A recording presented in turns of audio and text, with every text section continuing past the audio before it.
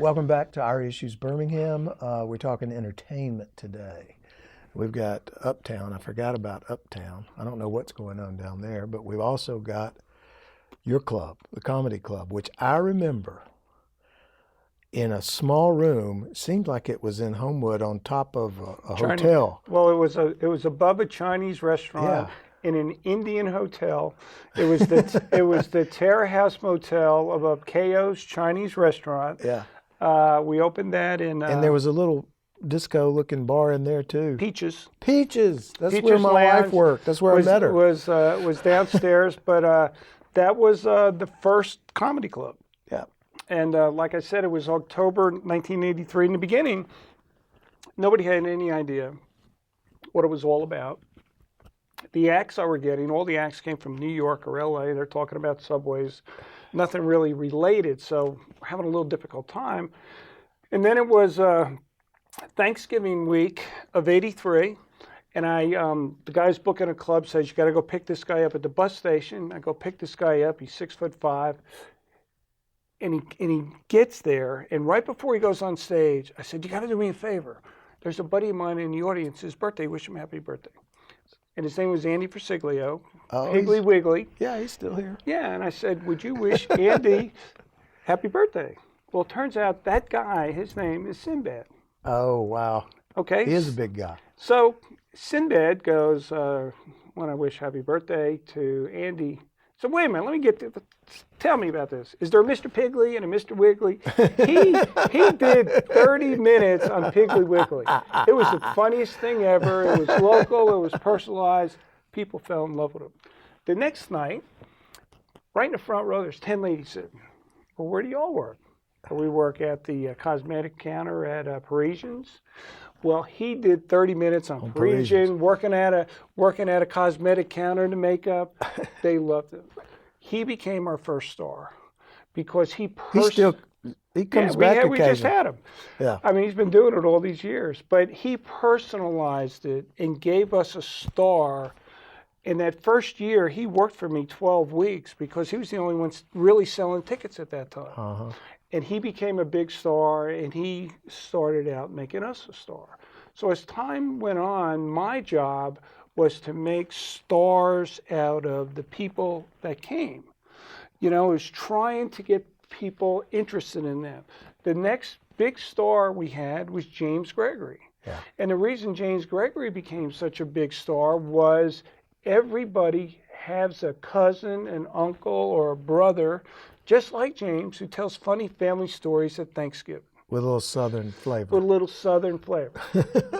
Then as time went on, we had this guy from Cleveland who was a feature act, like mid-level act, and I just saw something in him that, I went to him, I said, I think you're the next guy. Well, that guy's name is Steve Harvey. Oh, wow. And so I make Steve a headliner, first place he ever headlined. And he just rocked it. But he wasn't getting there in other markets. So we kept pushing him and pushing him and pushing him. Well, Steve became a big star here before anywhere else. Before Family Feud. Yeah, it was before, that's Family Feud, his own TV show. And let's not forget the pageant. Oh, yeah.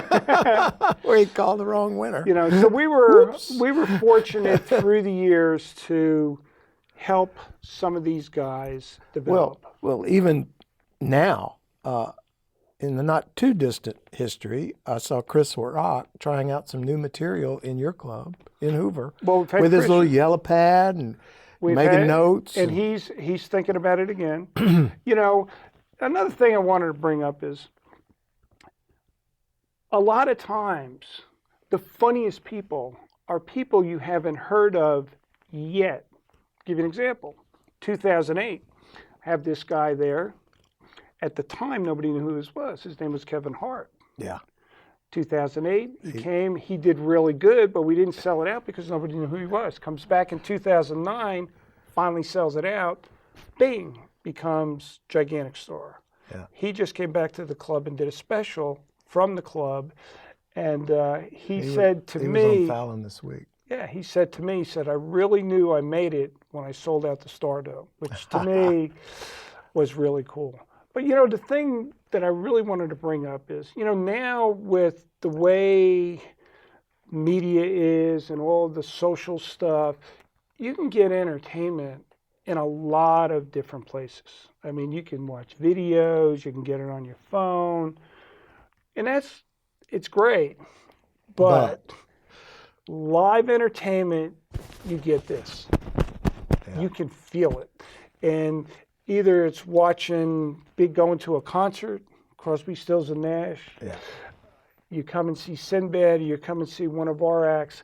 Catching it live is a whole different thing. And, as you mentioned, we just renovated the whole Stardom. And the whole idea of what we're trying to do is create an experience from the time you call to when you get there and you go in, that this is a fun, great experience for you when you go out to see a live show.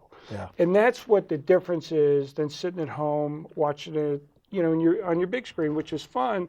But when you have a group of people all sitting around laughing together, it's just an awesome night out. Yeah, and we need to disconnect more. That's what I've been saying. Right. And do the things you're talking about.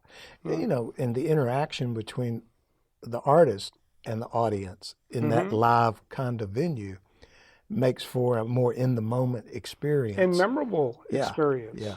Now, we're about to say goodbye for today and tonight. However, I want you to know something, and I'm going to surprise you with this, maybe not. You probably know this about yourself. I have traveled a good bit, and I have been in places that offer live comedy entertainment. And there have been acts that I've never heard of on the stage. And I tell them where I'm from, and you're the person they know. They all know you without a doubt as the man to go to in this universe of comedy. And so you've developed quite a reputation, very similar to that which you say about Tony. You're just not old enough. You got a few more years to go. But he was a great mentor for you. He was. Thank you tremendously for being with us. Thank you, It was little a good brother. show. You're welcome, big brother. This is Our Issues Birmingham. I'm Tommy Spina, Bruce Ayre. We'll see you next week.